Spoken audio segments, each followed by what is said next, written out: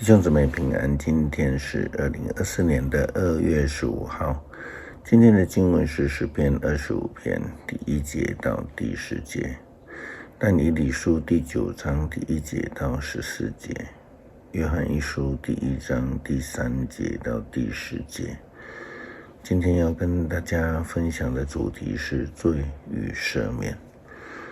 对于早期教会发展在天主教、东正教的传统当中，礼拜堂的建筑在礼拜堂大厅的旁边都有几座木头的小房间，我们一般称为是告解室。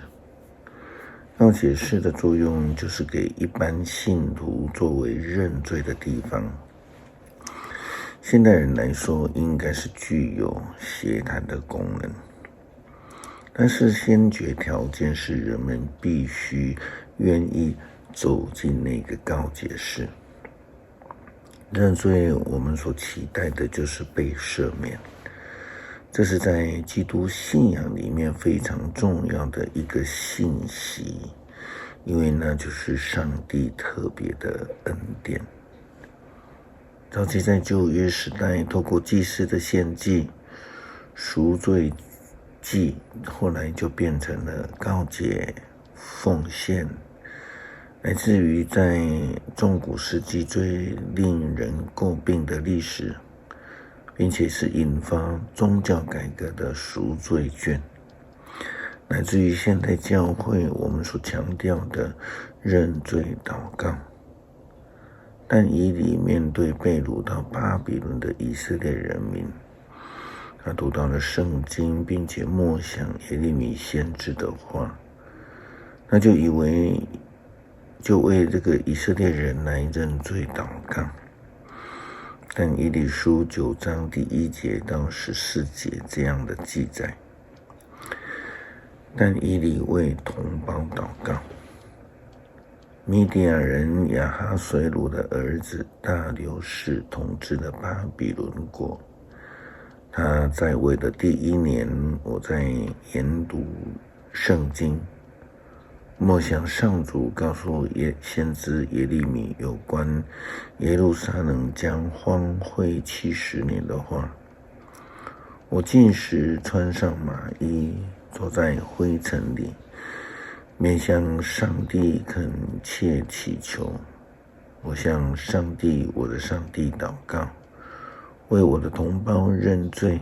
我说，主啊，你是至大的上帝，我们尊崇你。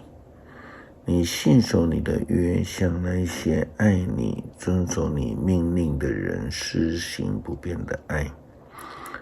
我们犯罪作恶，过犯重重，违背了你的诫命律例。你的仆人就是先知们，曾经奉你的名向我们的君王、统治者、祖先和整个国家说话，我们却没有听从他们。主啊，你的作为始终公正，我们却不断的自取耻辱。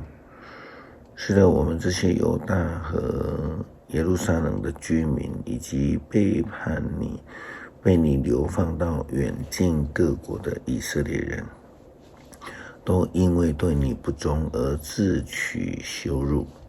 上主啊，我们的君王、统治者和祖先都得罪了你，招惹羞辱。主，我们的上帝，虽然我们背叛了你，但是你仍然怜悯我们，宽恕我们。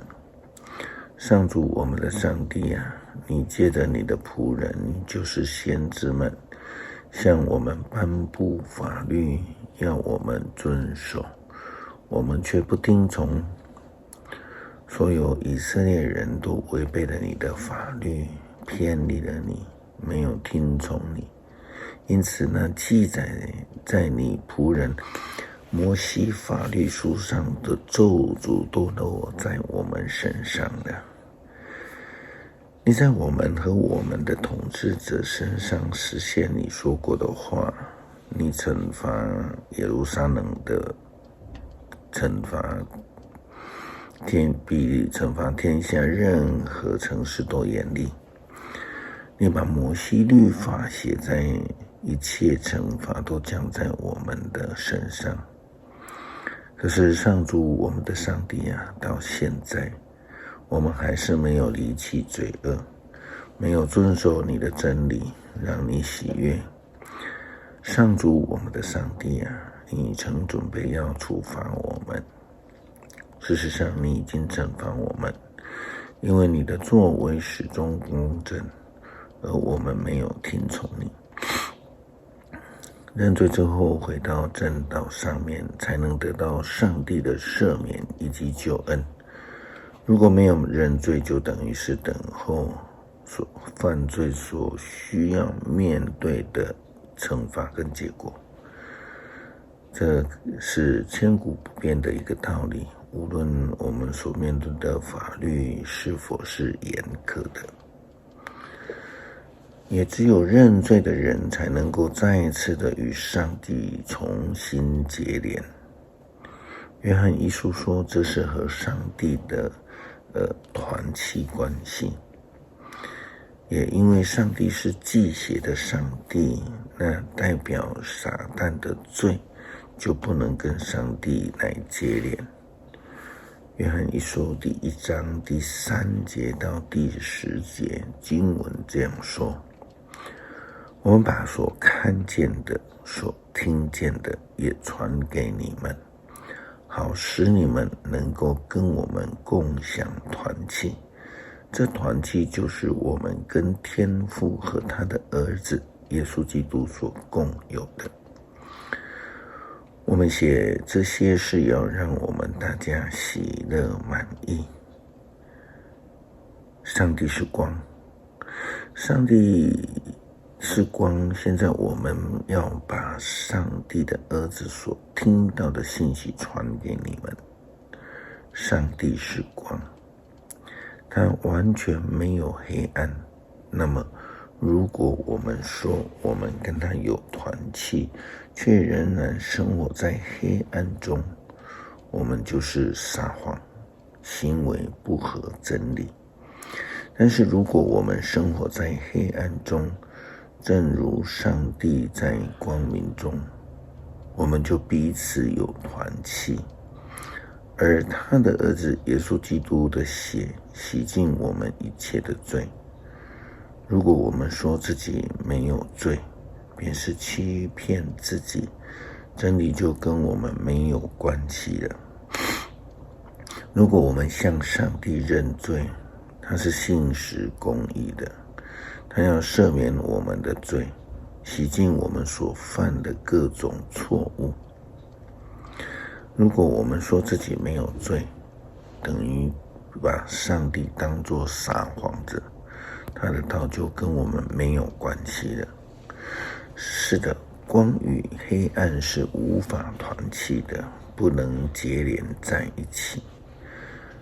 所有人愿意来认罪，得的赦免之后，才能够从黑暗当中转为光明，归于主耶稣基督，跟上帝团契。诗篇25篇第1节到第10节，求主带领保护。上帝啊，我向你献上祷告。我的上帝啊，我只信靠你，求你使我不至于失败羞辱，不让仇敌向我夸胜。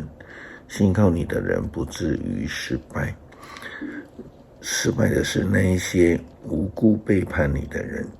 上主啊，求你将你的道路指示我，把你的途径教导我，求你引导我走你的正道上，因为你是拯救我的上帝，我日夜仰望你。上主啊，求你记得你的仁慈，记得远古以来你所显示那不变的爱。求你饶恕我幼年所犯的罪过。上主啊，求你因你的恩惠和不变的爱来顾念我。上主至善公义，他只是罪人该走的路。他引领谦卑的人走正道，把自己的旨意教导他们。他用信实和不变的爱带领所有遵守他的约和他命令的人。感谢主怜悯我们，知道我们是不足的，求主帮助我们更加谦卑的爱主，愿意在你的面前认罪悔改，能够再度的跟上帝团契。感谢祷告，奉主耶稣基督圣名求，阿们。